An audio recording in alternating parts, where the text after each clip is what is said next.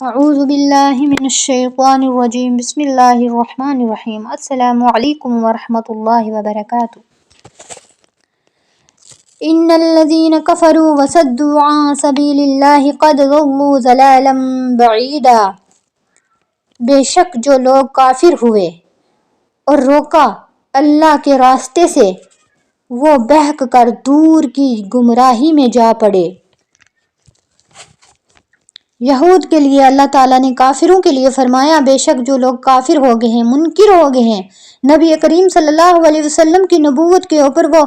کلمہ نہیں پڑھ رہے ہیں، اللہ کے نبی کے اوپر ایمان نہیں لا رہے ہیں، ان کے لیے اللہ نے فرمایا کہ بے شک وہ دور کی گمراہی میں جا کے پڑ گئے ہیں، اب ان کے لیے کوئی ہدایت کا راستہ نہیں ہے۔ پھر آگے اللہ نے فرمایا ان الذین کفروا وظلموا،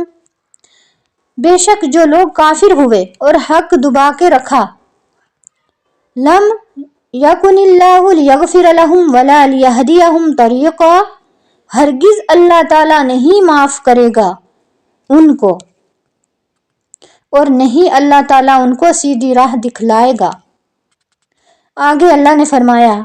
الا طریق جہنم خالدین فیہا ابدا،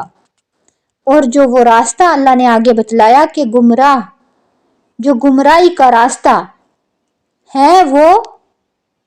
مگر رات جہنم کی، رہیں گے وہ اس میں ہمیشہ۔ وَكَانَ ذَلِكَ عَلَى اللَّهِ يَسِيرًا، اور اللہ تعالیٰ پر یہ آسان ہے، یعنی اللہ تعالیٰ کو کوئی مشکل نہیں ہے کہ ان کو جہنم میں ڈالیں گے،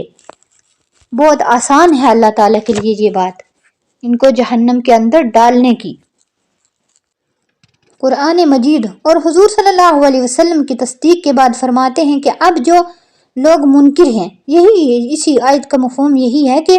پھر آگے اللہ نے فرمایا کہ جو لوگ منکر ہیں، جو کافر ہو گئے ہیں، نبی کریم صلی اللہ علیہ وسلم کو نہیں مانتے ہیں، کیونکہ ان کی جو کتاب تھی تورات، اس کے اندر نبی کریم صلی اللہ علیہ وسلم کی صفتیں اور اوصاف بیان کیے گئے تھے کہ وہ نبی ایسے ہوں گے، اس شکل و صورت کے ہوں گے، اس طرح کے ہوں گے، وہ آخری نبی ہوں گے، تو ان کے لیے اس کا یہی مفہوم ہے، اور یہی فرمایا ان کے لیے کہ تورات میں جو آپ صلی اللہ علیہ وسلم کے اوصاف اور حالات موجود تھے ان کو چھپاتے تھے، ان کے لیے کہا نا کہ جو وہ ہرگز دبا کے رکھتے تھے، وہ چھپا کے رکھتے تھے، دوسروں کو لوگوں کو کچھ بتاتے تھے، تو آگے لوگوں کو پر وہ کچھ کا کچھ یعنی ظاہر کرتے تھے، وہ لوگوں کو سچ نہیں بتاتے تھے، ان کو بھی دین حق سے باز رکھتے تھے، یعنی خود بھی تو نبی کریم صلی اللہ علیہ وسلم کے اوپر ایمان نہیں لائے لیکن دوسروں کو بھی ایمان نہیں لانے دیتے تھے۔ ان کے بارے میں فرمایا ایسے جو لوگ ہیں ان کی بالکل ہرگز نہیں مغفرت ہوگی، اللہ تعالیٰ ان کو اور کبھی بھی ان کو سیدھے راستے کی ہدایت نہیں دیں گے، جس سے خوب معلوم ہو گیا کہ ہدایت آپ صلی اللہ علیہ وسلم کی فرمانبرداری میں ہے، ان کو ماننے میں ہے، اور گمراہی آپ صلی اللہ علیہ وسلم کی مخالفت کا نام ہے، اور جنہوں نے انکار کیا وہ نبی کریم صلی اللہ علیہ وسلم سے مخالفت کی، کیونکہ وہ یہ یہود جو ہیں یہ نبی کریم صلی اللہ علیہ وسلم اور اسلام سے یہ جلتے ہیں، ان کو بغض ہے اسلام سے، اسی لیے یہ فرمایا کہ آپ صلی اللہ علیہ وسلم کی مخالفت کا نام ہے۔ اس سے یہود کے سب خیالات کی تغلیل کر دی گئی ہے۔